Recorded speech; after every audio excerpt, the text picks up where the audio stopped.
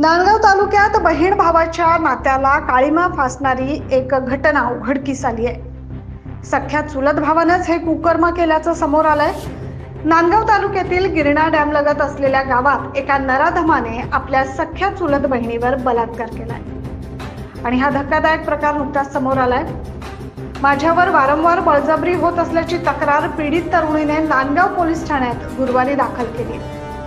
या पीडित तरुणीला पुढील उपचारासाठी नाशिक येथे हलवण्यात आलाय। सदर तरुणाविरोधात गुन्हा दाखल करण्यात आलाय।